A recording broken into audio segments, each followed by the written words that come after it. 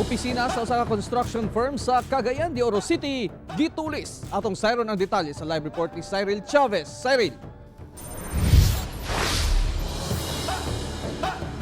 Yasrial ang nakapait tungod ang kwarta nga nadagit sa tulisan pang sweldo unta sa mga trabahante. Sabado sa hapon, gisulod sa usa ka armadong lalaki ang usa ka construction firm sa Tejero Street, Zone 7, Barangay Patag, Cagayan de Oro City og mideklarang hold up dungan sa pagtion sa iyang pusil. Paspas niining gikuha ang kwarta og misibat sakay sa usa ka taxi nga nag-ali duol sa opisina. Tutol siya sa kwarta sa libutan.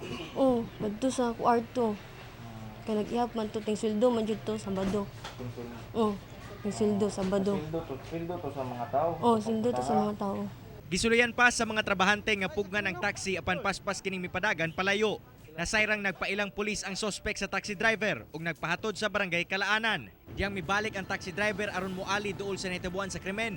Dito lang niya nasayrang tulisan di ay ang iyang pasahero. Pagpaklaro nimo, di ka niya kasabot. Gisabot ba di? Start na ang taxi nga asa nga direksyon. Para kayo kuwanan, pagsakay na atas mo ko dali. Nakuha sa crime scene ang bag nga iya sa suspek ug nagsayrang kanhin trabahante di ay kini sa opisinang iyang gitulis.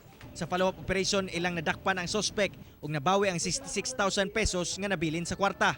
Pagkahitabo ato kung wala tong mga taxi driver o wala tong uban mga witnesses, posible maglisod gyud po mi and pasalamat kay ana nga with their help and cooperation immediately and in less than 10 hours nakuha na mga suspect. Igo na lamang sa pagmahay ang suspek kay nahimo lamang kuno niya ang krimen tungod sa kalisod sa kinabuhi. Tungod sa kanin po pandemya sir ba nga wala tayo sakto trabaho. Una buhat na ko bunto. Pero nangay ko pasaylo sa kunato sa tagyang akong gibuhat.